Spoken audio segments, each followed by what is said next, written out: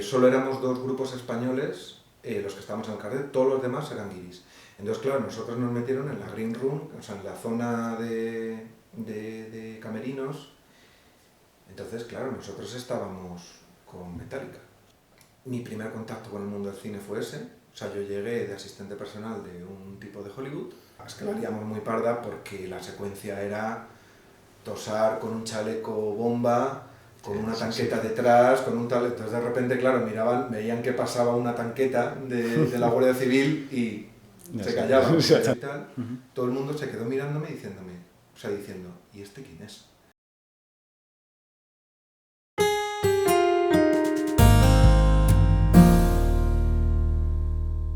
Miguel, ¿Qué tal? muy bien. Note.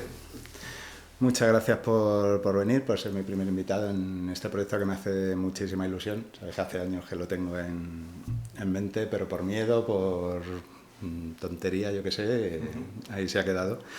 Y nada, van a ser una serie de entrevistas en las que quiero hablar con gente interesante que ha hecho cosas que creo que pueden interesar a la gente en su vida.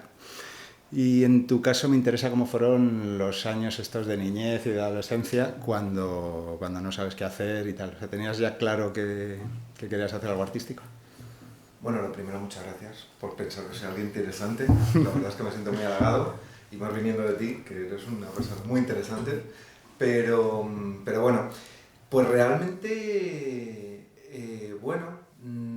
yo creo que me llevó un poco la vida. O sea, no fue tanto una cuestión como personal de desde pequeño querer decir, pues quiero dedicarme a una cuestión creativa y todo esto. O sea, fue realmente, pues bueno, la música realmente empezó porque un grupo de amiguetes en el cole, pues éramos, sí que es verdad que éramos muy musicales, nos gusta mucho la música, siempre escuchábamos mucho música, pues de los 60, de los 70, y de repente pues como que surgió la cosa de, hostia, pues molaría mucho hacerla nosotros, o sea, o hacer unas versiones o tal.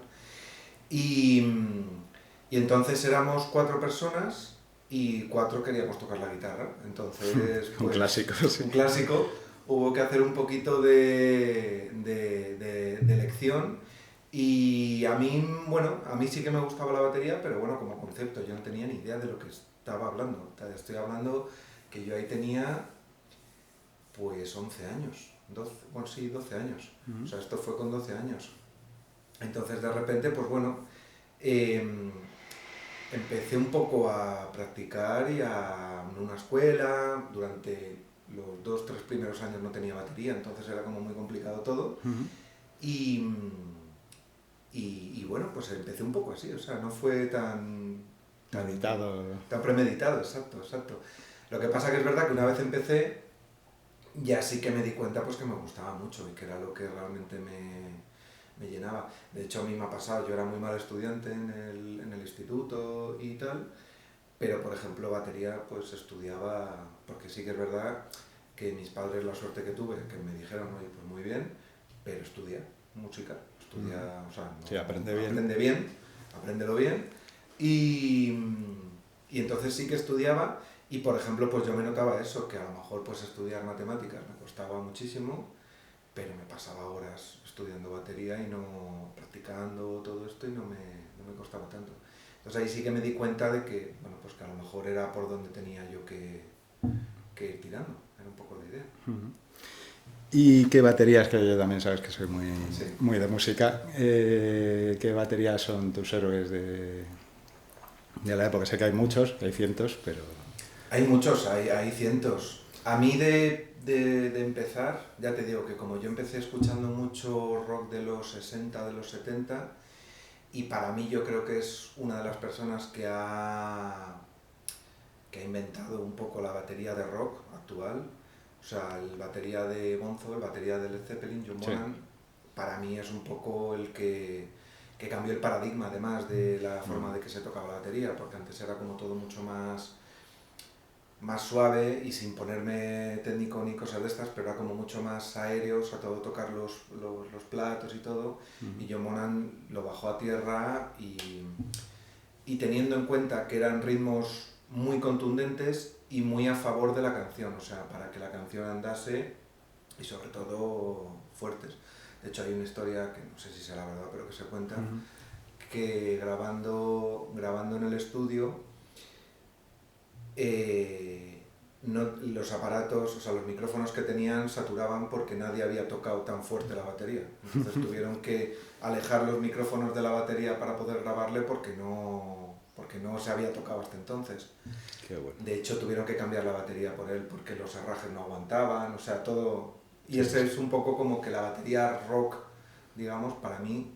Y luego ya pues un poco pues más actuales, pues Dave Grohl, por ejemplo, que es un poco, es muy continuista, o sea, es muy parte del... Yo soy más ese tipo de baterías, me gustan más ese tipo de músicos, digamos. Sí, Dave Grohl es curioso, porque me acuerdo cuando oí el disco que tiene con Queens of the Stone Age, que dije, madre mía, qué batería y tal, y ya miré y digo, vale, es que es Dave Grohl, claro, que está detrás. Sí, son baterías además, o sea, hay digamos como dos tipos de, bueno, dentro del rock, dos tipos un poco de baterías, que es uno que pues vas más a la velocidad, vas más al poner muchos detalles, hacer muchos tal, o tiras para otra forma, que es baterías como muy básicas, entre comillas, porque entre comillas, porque para tocarlas es complicado, pero bueno, que es que hacen que la canción camine, que puede ser, pues eso, Rage Against the Machine, que puede ser Foo Fighters, todo este tipo Chad de Smith, Red Hot es otro que... Es increíble, o sea, que es que... Y es que son metrónomos andantes, además, o sea, y eso hace que tener una base tan potente hace que el grupo camine mucho más. Sobre todo en este tipo de rock, rock, power rock, o sea, rock energético, rock fuerte, necesitas tener una base fuerte con el bajo y la batería. Claro. ¿Y cómo fue la evolución? Porque si no me equivoco ganasteis el Villa de Madrid ya con No Think. Sí, o sea, yo empecé a tocar con amiguetes en el instituto y bueno, pues llegado a un punto terminé el instituto, empecé a estudiar magisterio musical por aquello de ya ir un poco enfocándome para ese lado. Pero bueno, tampoco, insisto, no soy muy buen estudiante, entonces bueno, la carrera regulinchi.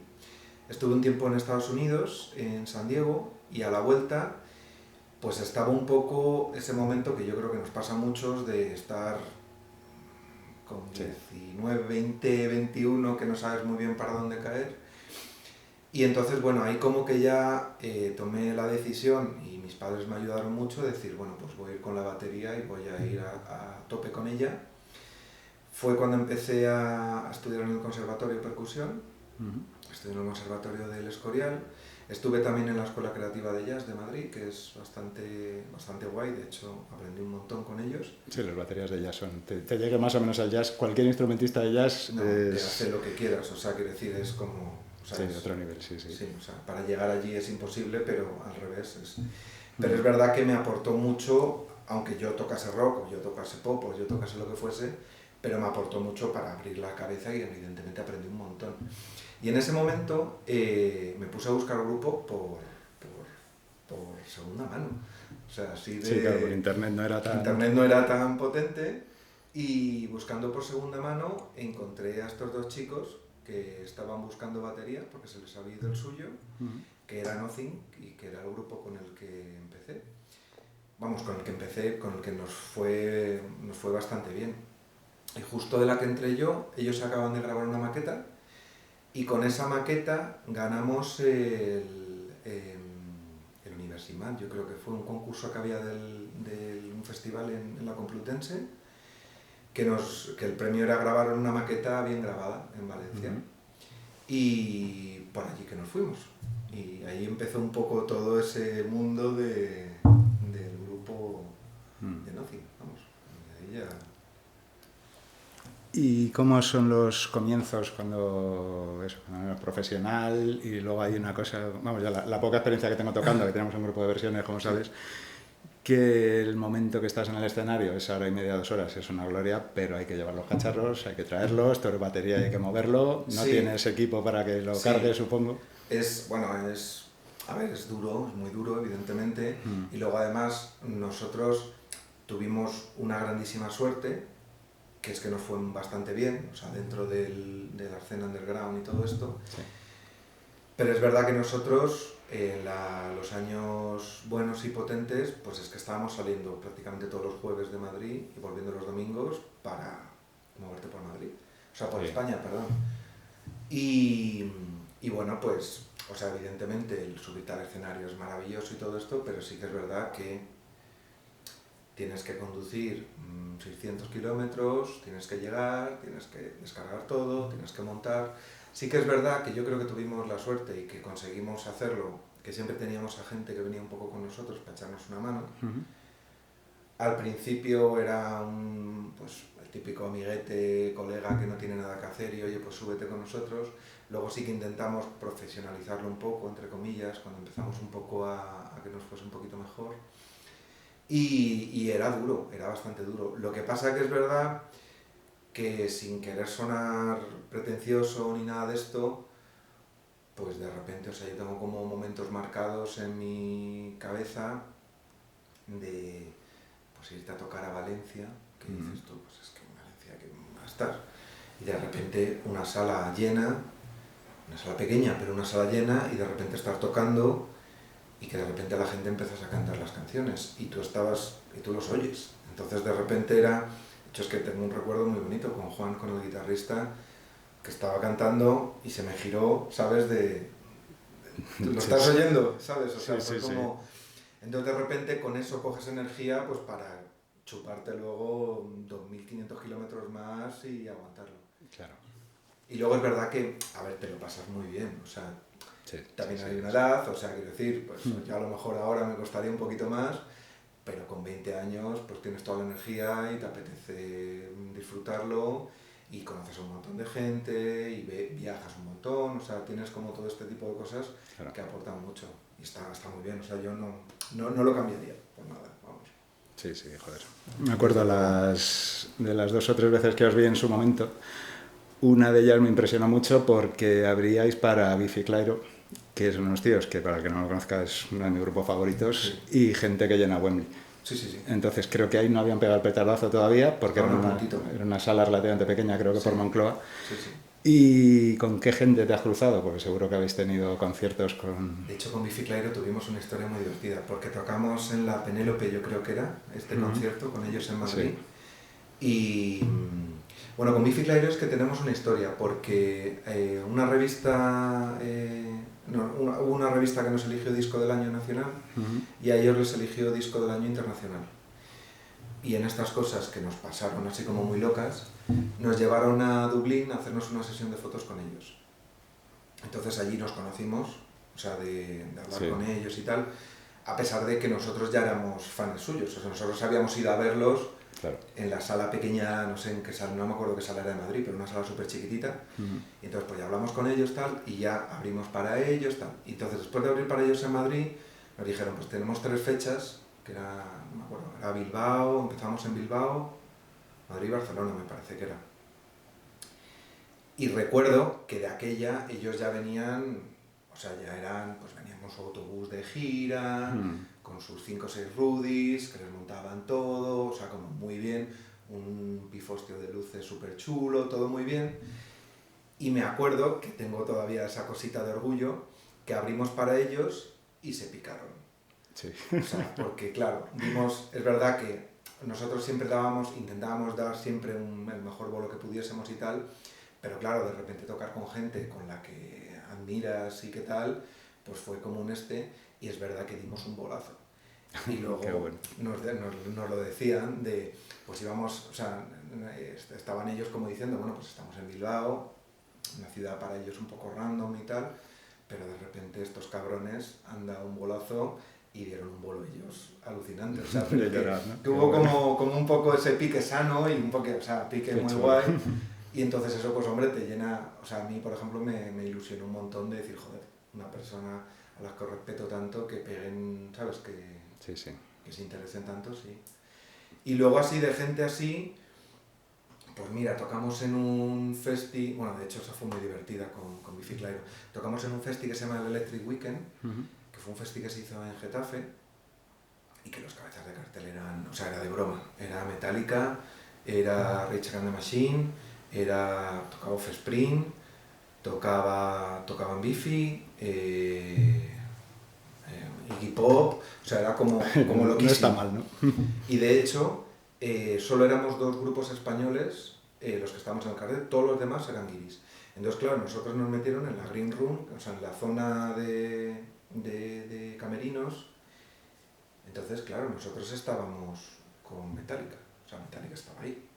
De hecho, fue divertido porque uno de nuestros Rudis, Alfon, un gran amigo, o sea, es el mayor fan de Metallica de España probablemente, entonces estaba ahí conmigo. Claro, estaba Hetfield ahí, entonces fue de, Dios mío, vamos, y me dijo, acompáñame que yo no sé inglés. Digo, venga, vamos. ¿Pierdo los papeles o no? Claro. Exacto.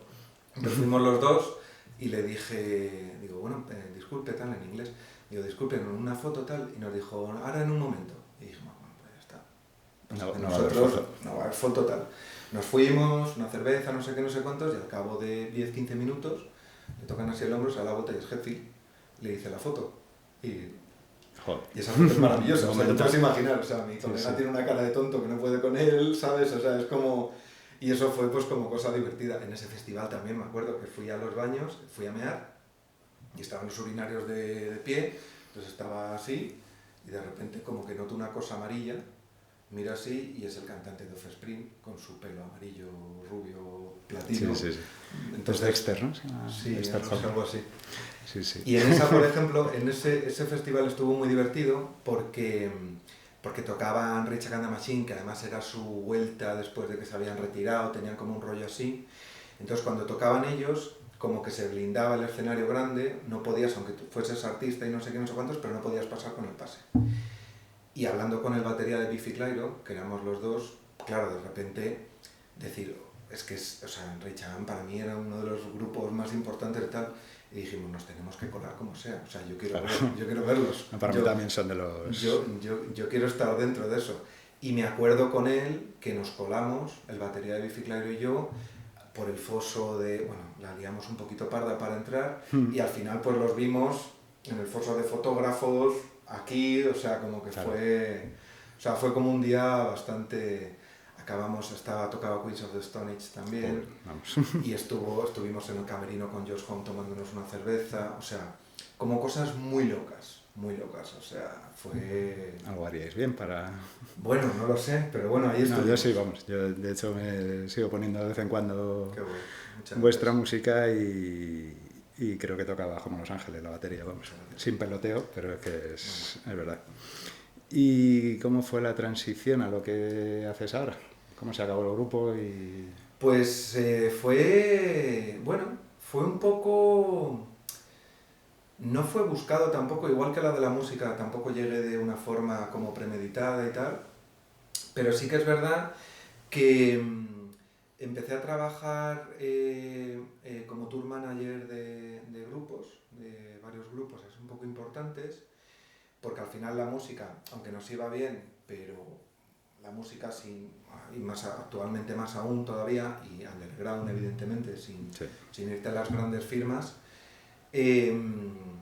si no sales a tocar no cobras, y si no cobras pues no comes. Entonces, pues todos los tres, el grupo, nos intentábamos buscar pues como cositas. Y yo empecé a trabajar de tour manager un poco y a trabajar en producción de festivales.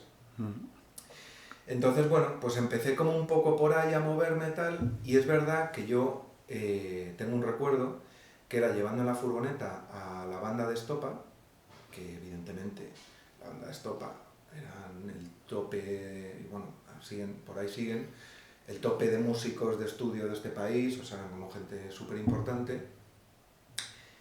Y claro, de repente yo me vi llevándolos con el mismo tute que nos pegábamos nosotros, pero con 54 años, dando clases a niños de lunes a viernes de su instrumento, porque aun siendo los músicos de Estopa tampoco podía tal.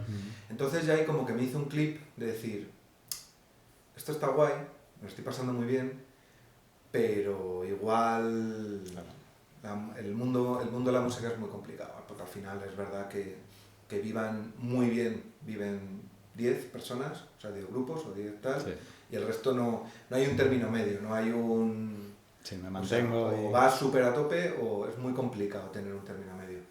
Entonces, bueno, me quedaba yo un poco con la copla esta, y en el mundo del cine entré de rebote extremo. Uno de los compis, Eric, que nos ayudaba de Rudy, vamos, que venía con nosotros para llevar la música, él trabajaba, ya había empezado a trabajar en el mundo del cine, en el mundo de los service, que son las películas extranjeras que vienen a rodar en España.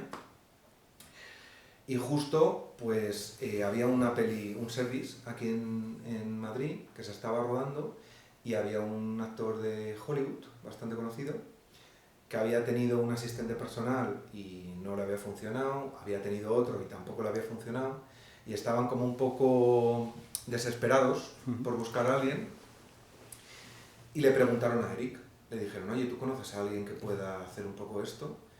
Y dijo, pues a ver, no, que lo haya hecho nadie. Dice, pero tengo un amigo que es un poco apañado, que tiene un inglés más o menos y que a lo mejor tal. Entonces me llamaron, mi primer contacto con el mundo del cine fue ese, o sea, yo llegué de asistente personal de un tipo de Hollywood y fue una experiencia, a ver, ahora me río y me lo pasé muy bien, pero fue curiosa, fue muy curiosa. Y entonces, bueno, pues sin tener ni idea, sin haber estudiado nada de cine ni nada de esto, pero bueno, me metí dentro de un rodaje, y además era un rodaje muy grande, un rodaje con mucha gente y tal. Entonces yo de repente dije, bueno, ¿y esto qué es? ¿Y esto cómo? ¡Wow! Entonces me resultó súper curioso y me pareció algo muy, muy interesante. Esa película salió tal,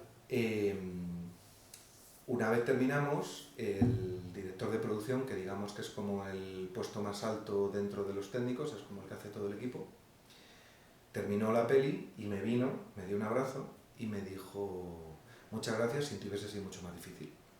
Entonces se apartó, y de la que se apartó todo su equipo, que es gente que ahora son todos directores de producción súper conocidos y tal, todo el mundo se quedó mirándome y diciendo, ¿y este quién es? ¿Este niñato quién es? ¿Sabes?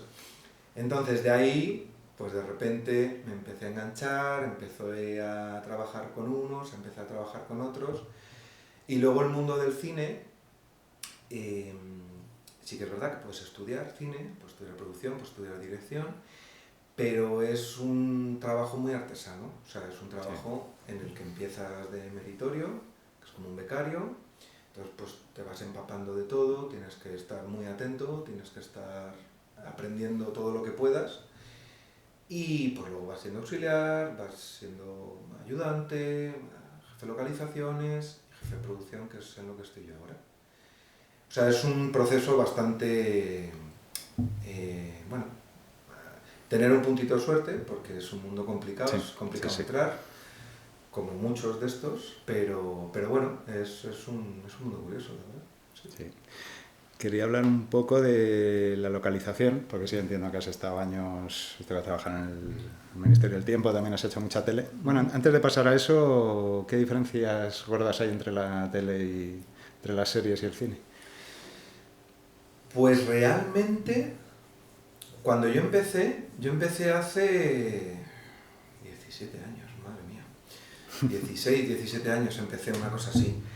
Y en ese momento sí que había más diferencia. O sea, sí que el cine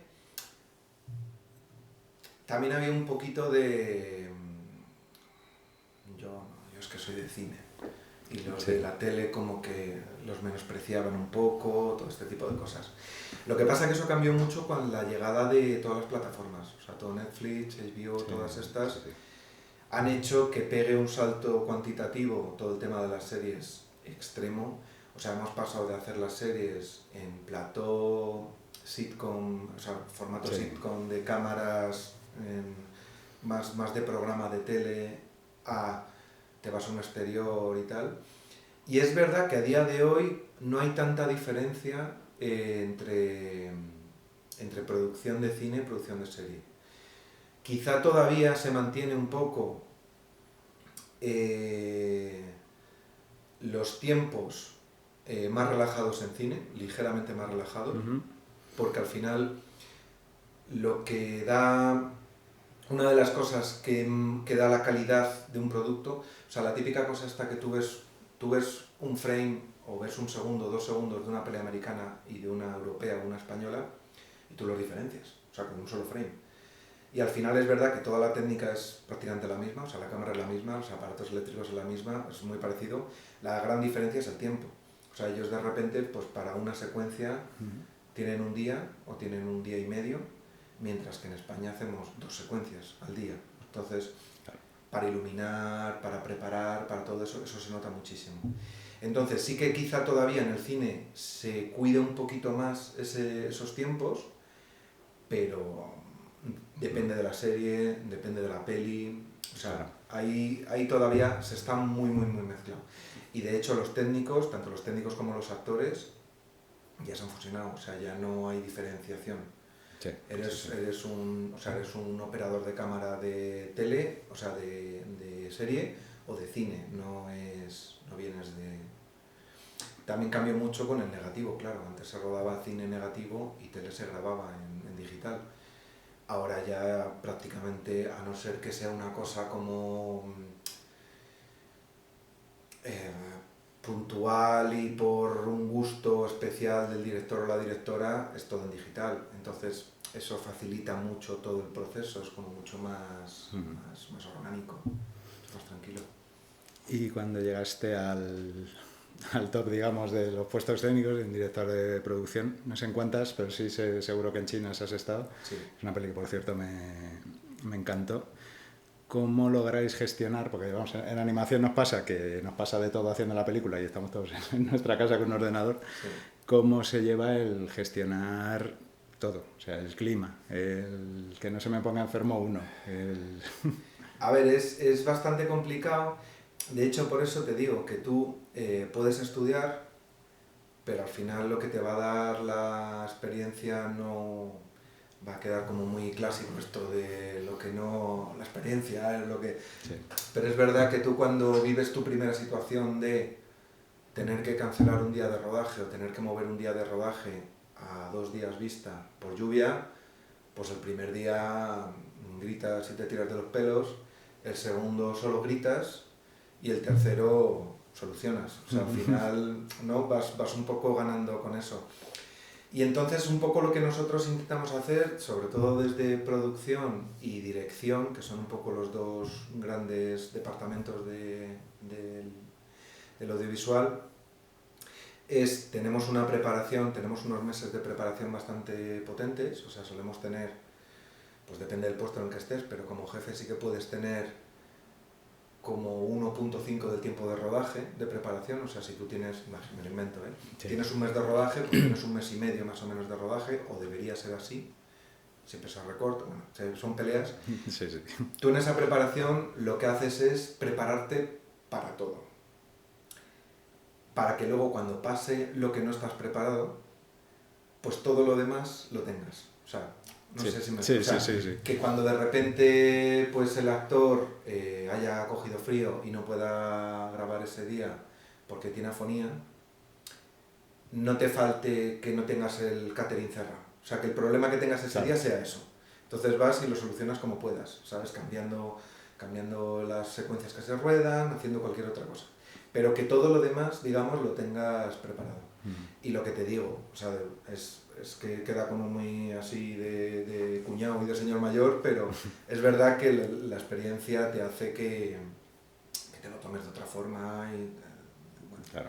También hay una cosa que hay mucha gente que no lo tiene clara, pero que bueno, que al final no dejamos de hacer películas, no estamos hablando de vidas, Sí. Entonces vamos a respirar. De repente un caos, porque Dios mío, porque el actor ha llegado tarde. Ha llegado, sí. El tren ha perdido el tren. Bueno, no pasa nada, hay un tren después. Es que perdemos una, pues bueno, pues hacemos... Hay que saber también un poco estar tranquilo para gestionarlo. Es un poco la... Pero sí, es curioso. O sea, no tienes 2 días iguales, eso Claro. Eso desde luego.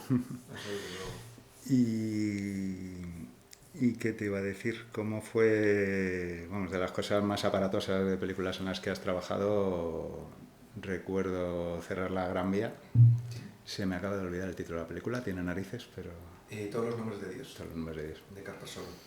¿Cómo fue eso? Porque tuvo que ser muy gordo. Pues fue muy gordo. Muy gordo. De hecho, sí. Cerramos 2 días la Gran Vía, 2 domingos, y un día la Castellana desde la Plaza de la Bolsa hasta Colón, pasado Colón. La siguiente es, bueno, la siguiente rotonda. Y fíjate que la Gran Vía fue difícil porque, bueno, a ver, al final también es un poco como todo. En esa peli es verdad que teníamos buen presupuesto y teníamos, pues en la Gran Vía, no sé si teníamos 52 blockers, 52 personas Sí, para que no entre. Entonces era un ejército de gente, ¿no? Y bueno, de la Gran Vía me resultó muy gracioso porque eso rodábamos, o sea, el permiso que nos dieron era, vale, puedes rodar el domingo hasta las 12 de la mañana, porque luego la Gran Vía se pone como se pone. Entonces, claro, nosotros arrancábamos a las 3, 4 de la mañana a empezar a preparar todo para que en cuanto tuviésemos un rayo de luz empezara a rodar. Y me acuerdo que lo que más curioso me pasó de ese día fue que el mayor problema que tuvimos fue con la gente que quería ir al Primark. Joder. Porque les montaban unos pollos a los blockers que me acuerdo que decía, pero si son las 11 de la mañana de un domingo. Es que tengo que ir. Digo, pero espérate un momento, si es un momento. O sea, es como... Claro. Es verdad que también la temática que hacíamos luego se callaban.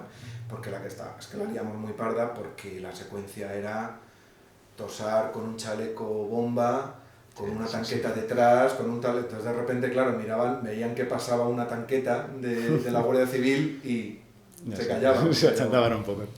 Pero sí, ese día, de hecho, esos 2 días de la Gran Vía, así como anécdota, estuvieron divertidos, estuvieron fuertes, tal, pero el día de la Castellana, ese fue increíble. Porque, claro, cartar la Castellana, los 4 carriles para un lado, los 4 carriles para otro, teníamos evidentemente el apoyo de la Policía Municipal, porque si no, era inviable. Entonces, había 25 coches, patrulla de la Policía Municipal en cada entrada a la Castellana durante todo ese trayecto. Teníamos es que no me sé los cargos, pero al coronel de la policía, lo que sea, estaba con nosotros. Entonces, claro, estábamos para rodar, la secuencia era un tráiler, un camión articulado, gigantesco, tuneado de la Guardia Civil, todo de verde mate, una cosa como muy loca. Y de la que, claro, ahí teníamos un despliegue porque tenías pocas pasadas, digamos. Entonces me parece que teníamos 6 o 7 cámaras a lo largo del recorrido, con sus operadores, tal. Teníamos un Russian Arm, que es un coche que lleva una grúa encima con una cámara, entonces tiene como mucha movilidad. Y luego íbamos con una comboneta que llamamos, que es como una furgoneta en la que has puesto los monitores donde va el director, el direct de foto y tal, para que vayan viéndolo en directo, para poder tal. Yo conducía la comboneta. Y de repente cuando estábamos de repente ya nos da la luz verde la Policía Municipal, está todo cortado, está el circuito libre de coches, no sé qué, no sé cuántos. De repente el camión, al tunearlo, al ponerle el vinilo y no sé qué, no sé cuántos, habían cortado uno de los cables del freno. Y estábamos viendo que el camión no frenaba y no iba a frenar. Entonces no habíamos llegado a salir y estábamos todos, claro, esto era, imagínate, era un convoy. O sea, igual íbamos pues 15 20 coches, entre coches de escena y coches de apoyo y de grabación, pues éramos como 15 20, parados, de salimos, no salimos, ¿qué hacemos, no sé qué, no sé cuántos, un mecánico que teníamos con nosotros volcando el camión, liando la parda para conseguirlo. Joder. Y al final, a última hora, conseguimos hacer una toma, un pase con el camión. Que recuerdo también, pues eso, claro, yo iba con la comboneta, iba el primero, porque iba yo abriendo el convoy, entonces la sensación de ir por la Castellana a lo que daba la furgoneta, o sea, a 100, 110, joder. Que yo me acuerdo coger la rotonda de ópera, ¿no? ¿Cómo se llama? Ahí, donde están las torres. De Colón.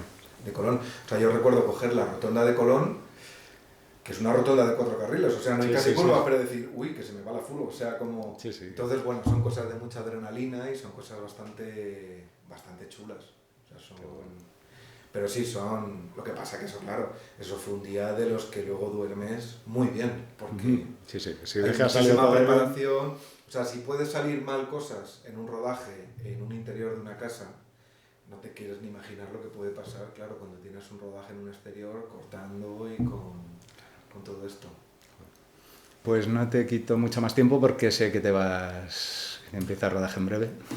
El lunes me voy a Canarias, sí, a un rodaje. Así que nada, he puesto las gafas para hacerte un test que he pensado hacer a los invitados. Es un poco absurdo, pero me parece divertido. Elige un menú perfecto.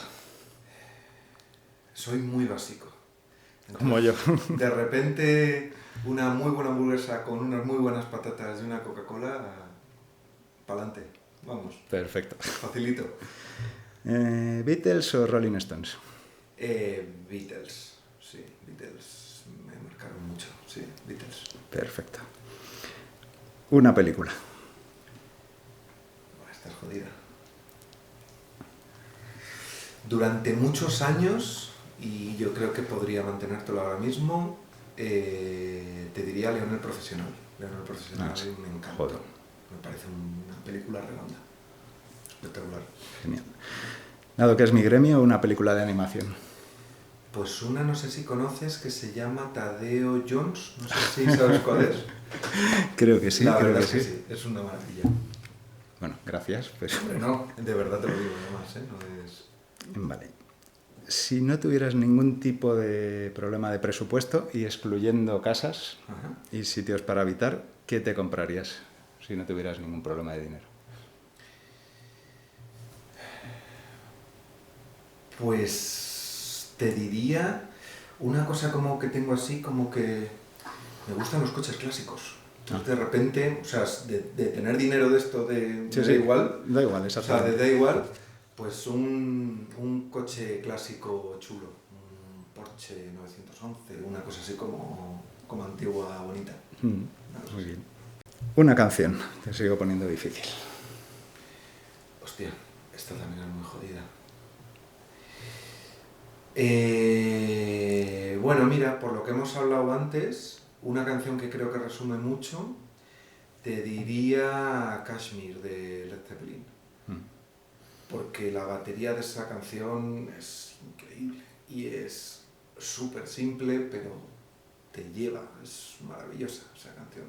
Por ejemplo, pero canciones, o sea, ahí entramos en un mundo complicado. Sé que el test es absurdo, pero de las elecciones que hacemos yo creo que se sacan cosas. La penúltima, un libro que te haya marcado. Pues estamos en las mismas.